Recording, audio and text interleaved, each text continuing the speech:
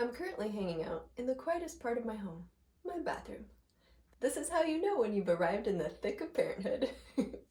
Hi, if you're new to my channel, I'm Amy, this is Cody, and I like to talk about reducing overwhelm to live more intentionally and creatively. Today I'm going to talk about my word of the year.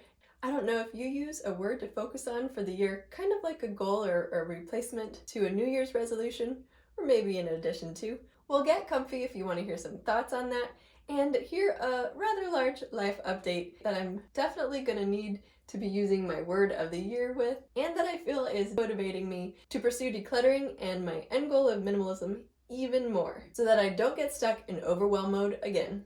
By the way, the only reason I'm wearing makeup and jewelry is to pretend like I haven't just spent the past 3 days in the same clothes. How about you? How are you holding up these days?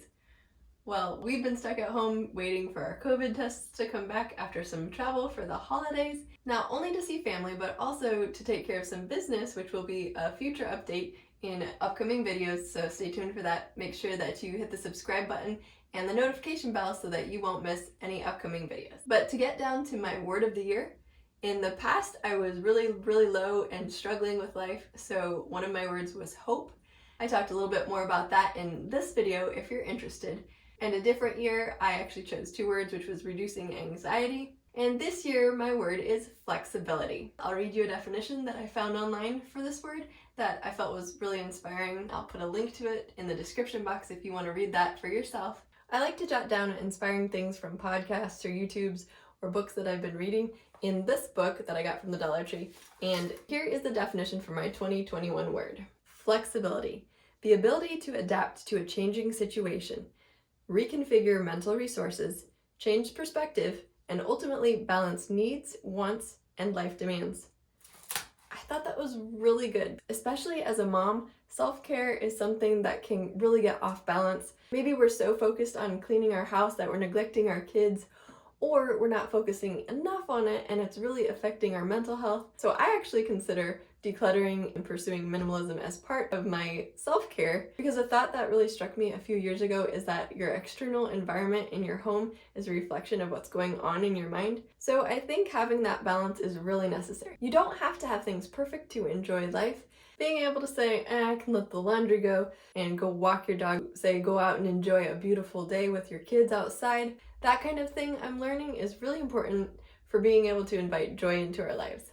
I think for me at least, a lot of my stress and anxiety, also a lot of conflict, comes from not being flexible. I think that's a great quality, but especially if you're a parent, trying to be flexible because you really can't control or predict much in life. So being able to be flexible can help you be a lot happier instead of being stuck in this mode of this is the way it should be. And I think especially if you're a perfectionist, being flexible allows you to be a lot kinder to yourself. That's something I've struggled with, and I think I've made life harder for myself trying to make things a certain way. They've got to be this way, this is the best way. But being flexible and saying, okay, maybe I don't have to have things exactly this way. Maybe I can try another way of doing things. Maybe somebody has spoken into your life. For instance, I shared in this video how my husband saw things a little bit differently than me in our kitchen cupboard, and he helped me do a little bit more letting go than I probably would have on my own. So I'm excited to see how focusing on the word flexibility in the new year is going to really help just kind of like be a constant reminder that I don't have to feel stuck when things aren't going exactly the way I think they should go. So what about you guys? Share in the comments below if you have a word of the year and how you think that's going to impact your life for the better. Hey Cody, shall we tell them the family update? So speaking of being able to adapt to situations, our life is really going to be changing in the next few months because we're unexpectedly expecting. Cody was a great way to hide that I am half-baked. So, this after I had decluttered all of my maternity clothes. Do I regret it? I'll talk about that in a future video. So after almost a 7-year gap, we're going to be re-entering those days of sleepless nights. 2020 was certainly the year of surprises, was it not? Since it's been such a big gap, I feel like I've forgotten so much about the newborn phase, so it'll be an interesting ride, I think. However, I do know with more maturity and time, there are a lot of things I'm not going to do the same way. So I'll keep you updated on what I'm going to do differently, how I'm going to be approaching minimalism with a newborn. So I think there's going to be a lot of exciting changes in my life and challenges too, so make sure you stay tuned. Now, I mentioned that this was an unexpected pregnancy. We are so excited about it, and I don't think I could have been excited about a surprise baby after a 7-year gap if I hadn't made steps to make my home more manageable and reduce my stress and make my environment more peaceful. So I'm so thankful for the ideas of decluttering and minimalism and how they've really helped me on my health journey.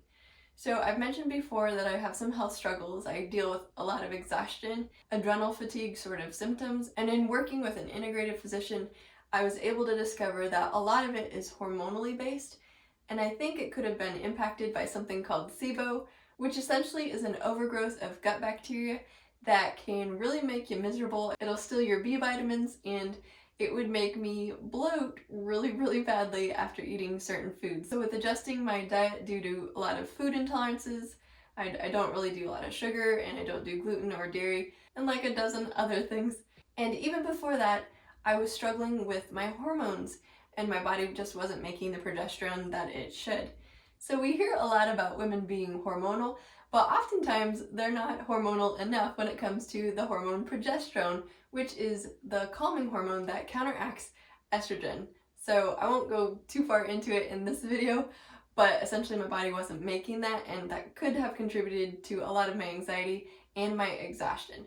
So I was having hot flashes at the age of 30, and my doctor at the time said that she thought I was premenopausal or perimenopausal, and that possibly my eggs were bad. So I didn't even know that baby number 3 was possible. In fact, after getting over the disappointment of what I thought was secondary infertility, I just decided that even if I was able to improve my health and my hormones enough, I wanted to close that door completely to be able to stay as sane and calm as possible for my family. I had really bad postpartum after our second baby, and that almost really destroyed our family. So I wasn't necessarily feeling brave enough to choose to go there. But now that it is our situation, our whole family is really excited about it, and my 6-year-old daughter is coming up with name suggestions, and so we've heard practically every name in her class, as well as her very own pick, Love. So I hope she's not too disappointed when none of the names work out. So I've got some really cool stories coming up about how God has provided for our family after I just decluttered the last of my maternity and baby items, which you can go back and watch in this video if you want. And I think as I move forward into the future, keeping that idea of being flexible in my mind is really going to help me, even if I do experience postpartum, to just take each day as it comes with all of its challenges, trying to simplify all the demands on me by having less inventory to manage and focusing on what truly matters, which is my marriage and my kids. And I don't know if you've been following my channel from the start or if you're new here. If you are, welcome. I'm so glad to have you. But I've really found that having that creative outlet, setting goals for myself of doing a video every Friday, as well as keeping myself being creative or staying accountable, continuing to declutter, I want to keep that going because for me, it is part of self-care.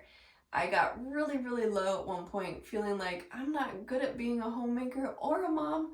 I don't want to get to that place again. So I want to live intentionally, and I'm really excited about pushing myself further with my art and some painting. I haven't done a whole ton of that on this channel, but I hope to do some more in the future and just really embrace minimalism, being able to let go of things I never thought in the past that I could let go of. So if you want to join me on my crazy, messy journey, hopefully it's going to get less messy with the more decluttering I do, make sure that you subscribe below and hit that notification bell so that any new videos will show up right as soon as you open up your YouTube. And don't forget to hit that like button if you enjoyed this video. It's encouraging to me as a content creator to have feedback like that from you. Hey, if you want to keep watching, I'm not going anywhere. YouTube thinks you'd enjoy this video, and if you want to see back to the beginning of my journey, make sure that you watch this video. Do you hear that airplane? It's loud, huh? No, I can't remember what I was saying. Seriously, it's like the most airplane-y day ever. It could be weather where I live. The weather is airplanes. Yeah. Windy with a chance of a million airplanes flying over.